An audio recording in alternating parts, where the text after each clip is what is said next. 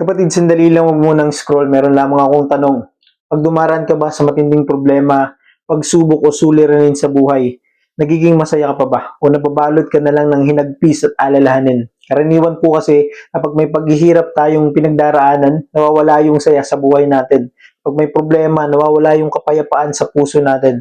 Pero alam mo ba kapatid, ayon sa Biblia ay may kagalakan na hindi mawawala kahit sa gitna ng anumang paghihirap. Ito ang kagalakang galing mismo sa Diyos na bunga ng Espiritu. Pakinggan mo kapatid. Sinundan ninyo ang aming halimbawa at ang halimbawa ng Panginoon.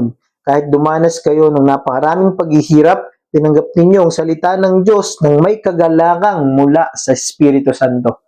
Ang context po sa sulat na ito ni Apostle Paul para sa mga mananampalataya sa Thessalonica, noong panahong iyon, ang mga Kristiyano doon ay nakakaranas ng matitinding pag-uusig at paghihirap dahil sa kanilang pananampalataya at pagsunod sa ating Panginoong Hesus. Pero may isang bagay na kahanga-hanga sa kanila. Sa halip na mawalan sila ng pag-asa, mga kapatid, tinanggap nila ang salita ng Diyos ng may kagalakan at hindi po iyon ordinaryong saya. Kapatid, dahil iyon ay kagalakan na galing mismo sa Diyos na bunga ng Espiritu. Kaya sinabi ni Apostle Paul na sila ay sumunod sa halimbawa ng Panginoon dahil ang Panginoong Hesus po mismo ay nagpakita rin ng ganitong uri ng kagalakan kahit sa gitna ng paghihirap. Hebrews chapter 12 verse 2, dahil sa kagalakang naghihintay sa Kanya, hindi niya inalintana ang kahihiyan ng pagkamatay sa krus. Ibig sabihin mga kapatid, ang tunay na kagalakan ng Diyos ay hindi po nakabase sa anumang sitwasyon, kundi nakabase sa Kanyang presensya sa ating buhay. Ang kagalakan na bunga ng Espiritu ay isa sa mga ebidensya ng presensya ng Diyos at ng Kanyang Espiritu sa buhay ng bawat mananampalataya. At kapag ang Espiritu ng Diyos ang naghahari sa buhay at puso natin, kapatid, kahit may problema, ay may kagalakan pa rin sa ating puso. Nakikita rin natin ito sa buhay ng mga apostles. No, sa Book of Acts chapter 5 verse 42, mabasa doon, sabi doon, umalis ang mga apostol na nagagalak dahil sila itinuring na karapat dapat maghirap para kay Kristo. Sipin mo yun kapatid, pinahirapan sila pero masaya pa rin sila dahil alam nila na sila ay sumusunod sa Panginoong Hesus at ito po ang kagalakang hindi kayang nakawin sa atin ng mundo. Kaya kapatid, malinaw po ang mensahe ng Diyos sa atin na kung ang ating kagalakan ay nakabase lang sa pera, sa tao, sa sitwasyon o sa anumang material na bagay dito sa mundo, ito'y mabilis na mawawala.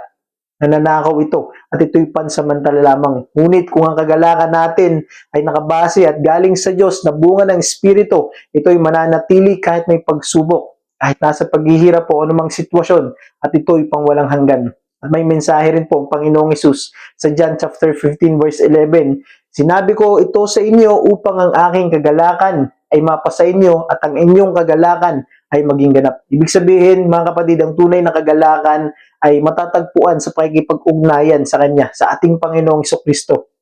Kaya kapatid, kung meron ka ngayon na pinagdadaanan na pagsubok o anumang suliranin, tandaan mo, hindi nangangako ang Diyos na walang paghihirap sa buhay natin, sa buhay mo. Pero nangangako siya na magbibigay siya ng kagalakan sa gitna ng paghihirap nito. Kaya ang tanong ngayon kapatid ay, may bunga ba ng kagalakan ng Espiritu sa iyong buhay?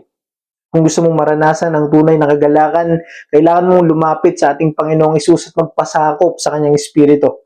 Dahil sabi nga po sa Romans 15:13, punuin nawa kayo ng Diyos sa pag-asa ng buong kagalakan at kapayapaan sa inyong pananampalataya. Kaya ngayon, kapatid, lumapit ka sa Panginoong Hesus. Hayaan mong baguhin niya ang iyong puso at punuin ka niya ng kagalakan na bunga ng Kanyang Espiritu.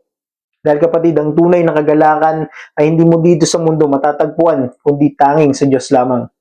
Amen?